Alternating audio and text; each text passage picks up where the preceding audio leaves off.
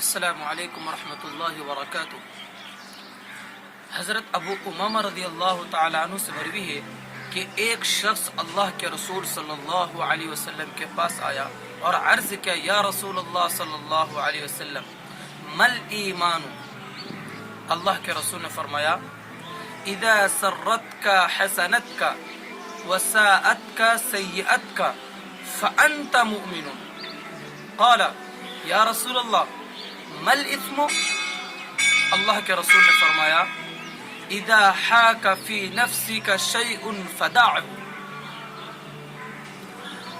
اللہ کے رسول صلی اللہ علیہ وسلم نے فرمایا کہ ایمان کی علامت یہ ہے کہ تجھ کو تیری نیکی خوش کر دے اور تجھ کو تیرا گناہ ملال میں ڈال دے، حزن و ملال یعنی غم میں ڈال دے تو مومن ہے۔ پھر عرض کا، یا رسول اللہ گناہ کیا ہے اور گناہ کی علامت کیا ہے؟ اللہ کے رسول نے فرمایا کہ جب تیرے دل میں کسی چیز کے متعلق شک پیدا ہو جائے تو اس کو چھوڑ دے۔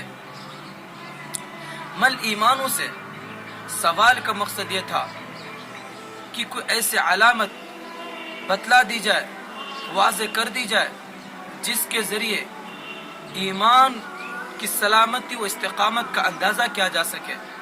اللہ کے رسول نے فرمایا، اگر تمہارے اندر یہ کیفیت پیدا ہو جائے کہ تم نیکی کرنے کے بعد تمہارے دل کو فرحت و خوشی ہو اور گناہ کے بعد سزا کے خوف سے حزن و ملال ہو دل کے اندر اور دل کو غم پہنچے، تو سمجھ لو کہ تمہارے اندر حقیقت ایمان موجود ہے۔